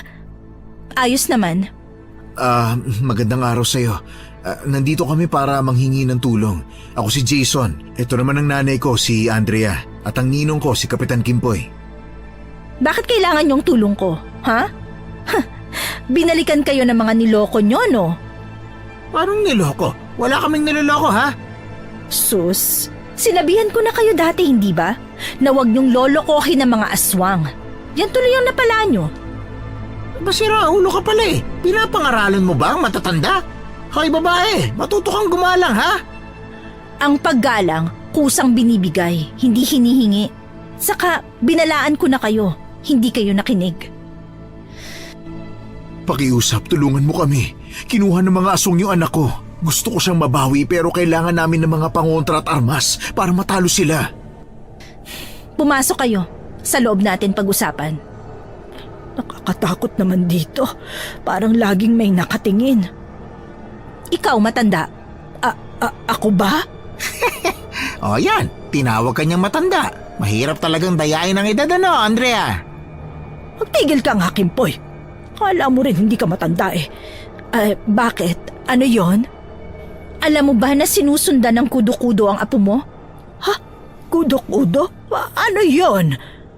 Pumasok na kayo. Maraming salamat. Teka, bakit nga pala sa akin kayo lumapit marami kayong pera? Hindi ba kayo kayang iligtas ng nakurakot nyo? Hindi naman sa ganun. Nakikiusap ako. Gusto kong mailigtas ang apo ko. Tulungan mo naman kami. May paraan pa para magbago kayo. Sandali, anong magbago? Nandito kami para humingi ng tulong sa'yo. Babayaran ka naman namin ah. Magbago ka na, tiwaling opisyal ng gobyerno. Hoy, kung makapanghusga ka, akala mo kilala mo ako ng lubusan ah. Pakiusap, tulungan mo kami. Hindi kami nandito para makipag-away sa'yo. Dahil pumunta naman kayo rito, sino ba ako para tanggihan kayo? Anong gusto niyong gawin? Bigyan mo kami ng sandata, yung pwede naming ipanlaban sa mga aswang. Babayaran ka namin kahit magkano. Hindi ko kailangan ng pera na galing sa nakaw. Ang gusto ko lang, matulungan kayo at matigil na ang paghihiganti. Hindi niyo ba alam na ang baryong yun ay tahanan ng mga iba't ibang aswang? Iba't ibang aswang? Oo, ang sino mang papasok sa baryo nila, tiyak na papatayin. Hinayaan nilang maipatayo ang tulay para mabiktima nila ang mga manggagawa ron. Pero pinigil sila ng pinuno dahil ayaw nilang magmukhang wala silang utang na loob. Sila na nga ang tinulungan, gagawa pa sila ng masama. Kaya siguro nagalit sila nang masira ang ginawa niyong dike at tulay na ikinamatay ng mga kalahin nila. Ang malala pa ron, ang dike banda sa baryong ito ay hindi nasira. Teka lang, paano mo nalalaman ang mga yan? May mata ako sa kahit saan. May isa pang elemento na pilit ng gugulo sa inyo. May nanggugulo? At sino naman? Ano yung pakay niya? Siya ay kudo-kudo. Kudo-kudo? Ano ba nilalang yon? Isang nilalang na nakatira sa tahimik at liblib na lugar gaya na lang ng baryo ng mga aswang. Ginambala niyo ang tahanan niya na siyang tinayuan niyo ng dike kaya gusto niyang kumuha ng maraming buhay. Siya ang elementong bantay ng ilog. Marahil ay kudu-kudu rin ang dahilan kung bakit naaakit ang mga aswang na patayin kayo. Kaya niyang manipulahin ang utak ng kahit sino. Ay, anak, lumakas ang hangin. Ay naku, tumataas ang balahibo ko sa katawan. Nararamdaman ko rin ang malamig na ihip ng hangin.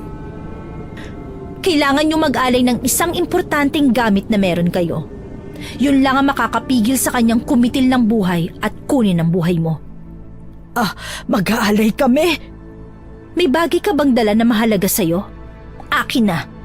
Ay, itong bag na galing sa Paris. Bigay ito ng apo ko. Baka pwede na ito. Alam mo, ang mga kudu-kudu, mahilig kumapit sa mga kagaya nyo, kaya kailangan nating ilayo kayo sa kanya. Akin na yan. Pero sabihin mo, bakit ba niya kami ginagambala? Gusto mong tulungan kita o hindi? Gusto ko naman, pero baka pwedeng iba na lang ang ialay ko. Ikaw ang bahala. Sige na ma, bibili na lang tayo ulit. May iba ka pa bang may bibigay sa kanya? Wala na eh. Kung wala na, pwede na yung bag. Pero ang sabi ni May, mahal daw ang bili rito. Mas importante ang anak ko kaysa dyan, ibigay mo na. Ito. Mamahalin nga ito. Pero aanhin mo kung galing naman sa nakaw. Sisimulan ko na ang ritual para maialay natin ito sa kudu-kudu. Gumuhit ng pabilog si Emilia sa sahig ng kanyang bahay. Nagtirik siya ng kandila sa gitna ng bilog habang bumubulong ng panalangin. Todo ang iyak ni Andrea nang makita kung paano sunugin ni Emilia ang mamahalin niyang bag. Gumawa ito ng kakaibang usok at amoy ng mabangong bulaklak. Nakita nila sa pamamagitan ng usok ang batang kontrolado ng kudu-kudu. Nakangiti ang hugis itlog na kudu-kudu habang pumasok sa loob ng bag. Halos panawan ng malay tao si Andrea nang makita ito, ngunit ang mahalaga ay hindi na ito manggagambala. Ay naku, ang bag ko! Ay, nababaliw ka talagang albularyo ka. Bakit mo sinunog ang bag na yon? Napakamahal nun ha? Kulang pa yung buhay mo para mabayaran yon. Kulang ang buhay ko? Kaya kitang barangin para mamatay ka na rin. Biro lang, ito naman ganda niyan. Hindi na mahalaga yung bag na yon. Dahil natuwa ang kudu-kudu, bibigyan ka niya ng pabor. Pabor? Anong pwede niyang itulong sa'yo? Tulungan niya ako mabawi ang apo ko. Pumayag siya, pero meron siyang sinasabi. Matutulungan kanyang mabawi ang apo mo kung buhay pa, pero hindi niya kayang buhayin nito kung patay na. Ano sinasabi niya? Buhay pa ang apo ko! Buhay pa siya! Kinuha lang siya ng mga aswang! Yun lang ang gusto niyang sabihin. Tutulungan kanyang matalo ang mga aswang sa abot ng kanyang makakaya. Kapangyarihan ng isang kudu-kudu ang magbibigay ng salot, lalo na kung sakit na galing sa lamok. Aba, may ganyan palang kapangyarihan yan? Tulungan mo kami. Ibigay mo na ang pakay ko. Bigyan mo kami ng pangontra laban sa aswang. Ito ang buntot pagi. Gamitin mo to para hagupitin ang mga aswang. Kunin niyo na rin tong holy water at palaspas bilang dagdag pangontra.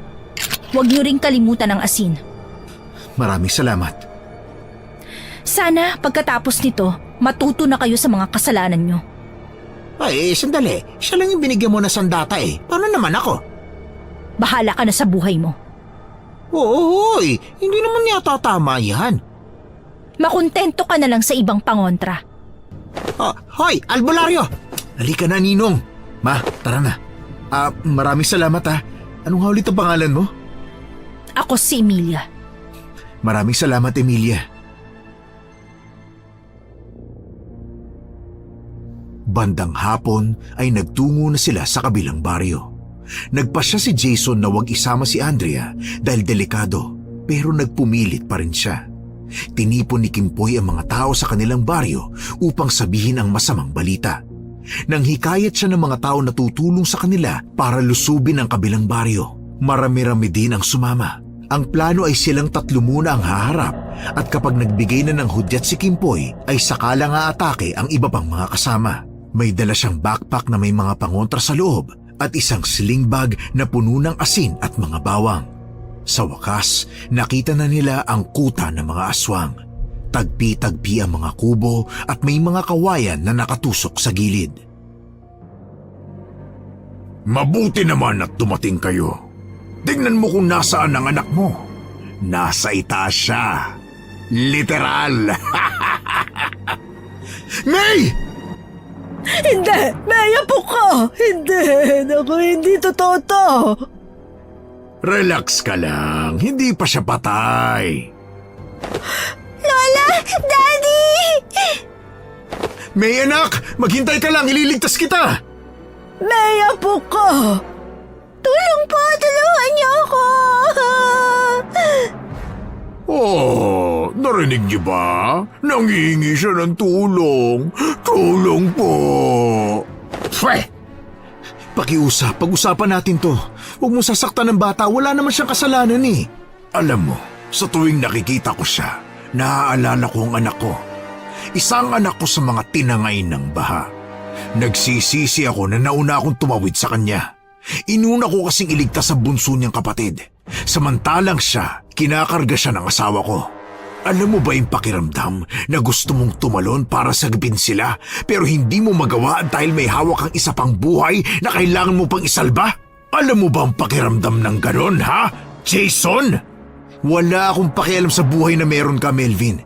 Namatay ang mag-anak mo dahil makasalanan ka. Makasalanan kayong mga aswang. Tama! Mga kampon kayo ng demonyo! Kayo ay mga itinakwil ng Panginoon sa kaharian niya! Kami? Makasalanan? Kung makasalanan kami, ano pa kayong mga magnanakaw at tiwali?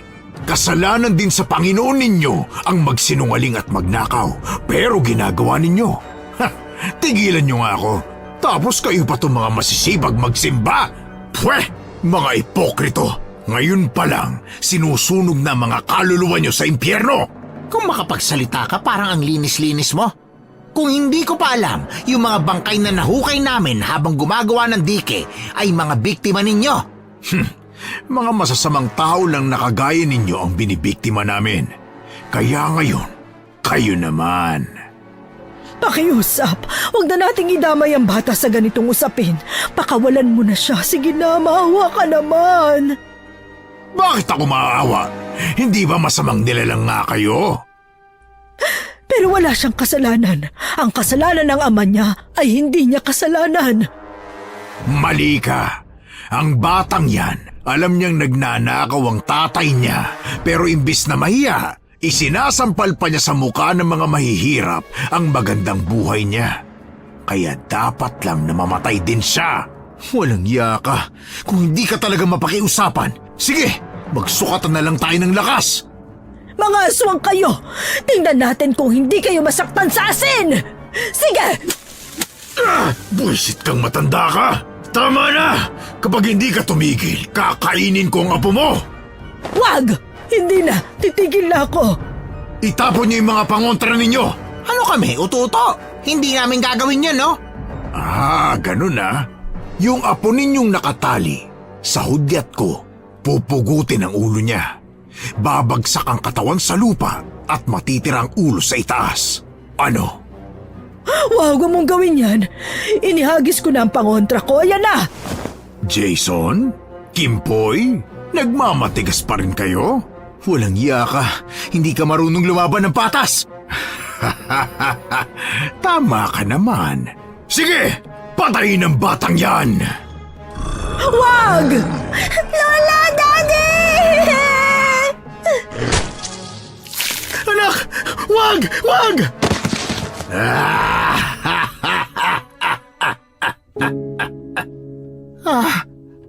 Tinotoo nga niya.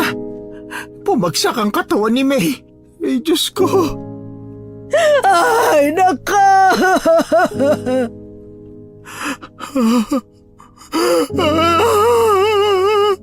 Bakit mo siya pinatay? Bakit mo siya pinatay? Oh, akala ko ba matalino kayo? Hindi pala. Hindi niyo man lang naisip na baka hindi ako tumupad sa sinabi ko? Ha? Hay! Ang sarap sa tenga ng mga iyak ninyo! Sige!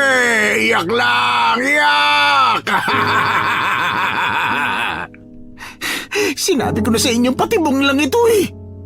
Pinutol mo ang ulo ng anak ko, tapos isinabit mo ba sa itaas ng kawayan? Walang iya ka! Wala kang puso! Oh, bakit? Pinatay mo rin naman ang pamilya namin, di ba? Nananahimik lang kami dito. Pero dahil sa palpak mong plano, sa kinurakot ninyong proyekto, binaha kami ng todo.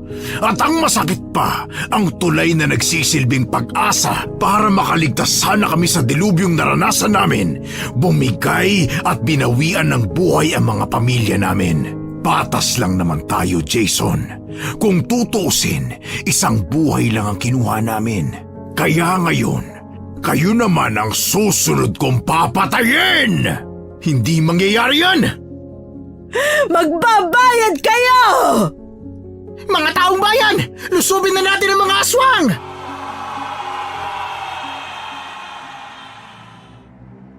Nagsaboy si Andrea ng asin na parabang nasisiraan na siya ng bait. Naglabasa na ang mga kasama nila para lusubin ang mga aswang. Kitang-kita ni Andrea ang ingay na dulot ng mga lamok na nagsidatingan at pinagkakagat ang mga kalaban nila. Kaliwat kanan ang labanan, ngunit lamang sa bilang ang mga tao. Bukod doon, naging mabisa ang mga pangontra at mga sandata na dala ng mga tao at ibinigay ni Emilia. Hindi nagtagal, nang hina na ang mga kalaban at sa wakas nasugpo nila ang pinunong aswang na si Melvin. Anak, ayos ka lang ba? Ayos lang ako, ma. Ikaw ba? Ayos lang din ako. Ayoko na, maawa kayo. Ayoko nang lumaban. At bakit ako maawa sa'yo, ha? Naawa ka ba sa anak ko na pinatay ninyo? Bakit ikaw? Naawa ka ba sa mga namatay naming pamilya? Sa mga taong bayan na pinagnakawan nyo ng limpak-limpak na pera at hinayaang magdusa sa paulit-ulit na baha? Naawa ka ba sa mga taong lumalaban ng patas para lang mabuhay? Ang dami mong sinasabi. Wala ka rin namang ambag sa gobyerno. Yung mga katulad ninyo, walang silbi sa lipunan. Jason, tama na. Aswang man o hindi, bawat tao na nasa bansang ito ay may kontribusyon sa kaban ng bayan na ninanakaw ninyong mga halangang kaluluwa. Kung nagkaroon lang sana kayo ng malasakit, hindi kayo hahantong sa ganito. Hindi man namin kayo matalo ngayon. Sana may makatapat kayo na maninindigan laban sa korupsyon para masiwalat kung gaano kabulok ang mga budhi ng mga katulad mo. Tumigil ka na. Wala nang magsasabi ng katotohanan dahil papatayin na kita. Sige, patayin mo. Sa harap mismo ng nanay mo. Tama lang na naririnig niya ang sinasabi ko. Ang yamang tinatamasa mo ngayon ay galing sa nakaw. Marumi, hindi kayo tunay na mayaman. Pinayaman lang kayo ng taong bayan. Tama na, tumigil ka na. Hindi ko hayaang mabuhay ka pa. Sige lang, pero ito ang tatandaan ninyo. Hindi pa dito nagtatapos ang lahat. Mawala man ako, may kung sino mang lalaban sa inyo at magpapatigil ng kasamaan ninyo. Tumahimik ka na! Inilabas ni Jason ang maliit na patalim at handa ng saksakin ng aswang, ngunit lumakas ang hangin na halos ilipad sila palayo. Bumaba ang malaking itim na ibon at sinakay ang mga aswang sa likod nito kasama si Melvin. Hindi sila makalapit dahil matindi ang pagkampay nito ng pakpak hanggang sa nakalayo na ang mga aswang. Humingi sila ng tulong para maibaba ang ulo ni May na nakatusok sa mataas na kawayan. Panay ang iyak ni Andrea at Jason nang makita ng malapitan ang ulo ng bata. Ilang araw matapos ang insidente, ipinalibing nila ang bata. Habang nasa libingan, ay napansin ni Andrea ang babaeng nakatayo sa hindi kalayuan. Nilapitan niya ito dahil namumukaan niya. Emilia, salamat sa tulong mo. Naipalibing na namin si May. Huwag ka mag-alala. Hindi ka nagagambalain pa ng mga aswang pati ng kudo-kudo. Maraming salamat talaga. Sana nga hindi na kami gambalain pa ng aswang. Anong plano nyo? Dadali na ako ni Jason sa Maynila. Doon na kami magsisimula ulit. Naaawa ko sa mga nasalanta ng bagyo, lalo na ang bahang nangyari. Kahit sila ay mga aswang, dapat din silang bigyan ng hustisya. Aksidente ang nangyari. Walang may gusto noon. Aksidente o kapabayaan? Emilia, ano ba ang gusto mong ipunto? Malamang ang anak mo gumawa na naman ng paraan para pagtakpan ng hustisya. Pero, Andrea, ito ang tatandaan mo. Hindi sa lahat ng panahon bulag ang hustisya. Darating ang araw pagbabayarin kayo sa lahat ng mga ginawa nyo. Kaya kung ako sa'yo, magbagong buhay na kayo. Gawin nyo ang nararapat. Bakit nyo ba pinagdidikdikang may kasalanan kami? Walang kasalanan ng pamilya namin! Alam mo ang mas masahol pa sa bulag? Yun ay ang nakikita mo ang mali pero pilit kang nagbubulag-bulagan. Alam mo ang katotohanan pero binabaliwala mo lang. Hindi na ako magtataka kung bakit ganun ang ugali ni Jason. Yun ay dahil imbis na dalhin mo siya sa mabuting gawain, kinukonsinti mo pa siya. Emilia, wala kang alam sa buhay namin, kaya wag mo kaming husgahan. Wala na ang aswang na siya nanggugulo sa inyo maging ang elemento. Pero ang mga espiritong nanghihingi ng hustisya, hinding-hindi mo mapipigilan. Sinundan ng tingin ni Andrea ang albularyo. Maraming tanong ang umikot sa kanyang isip dahil sa mga sinabi nito. Matapos ang libing ay nag-impake na si Andrea at umalis na patungo sa Maynila. Ilang buwan ang lumipas ay pinaimbestigahan ang nangyari sa kanilang probinsya.